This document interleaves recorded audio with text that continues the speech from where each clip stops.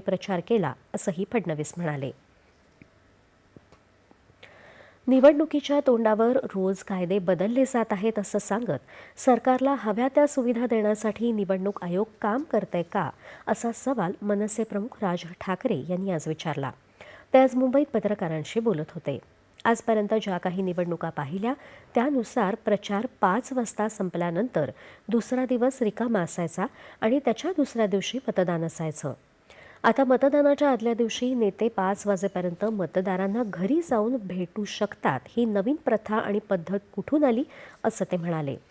शिवसैनिक आणि महाराष्ट्र सैनिकांनी दक्ष राहावं आणि आपल्या विभागातील बूथवर लक्ष ठेवावं असं आवाहन त्यांनी केलं.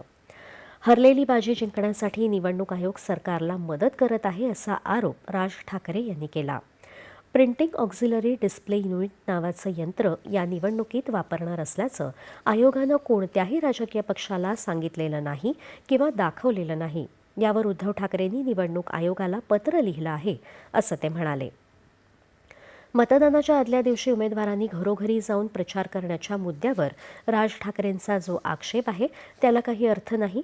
निवडणूक आयोगाच्या नियमानुसार जाहिरात किंवा पोस्टर न वाटता उमेदवार घरोघरी भेटी देऊ शकतात, हे काही नवीन नाही असं भाजप नेते चंद्रशेखर बावनकुळे यांनी म्हटलं आहे. राज्यातल्या महानगरपालिकेत होत असलेल्या निवडणुकांसंदर्भात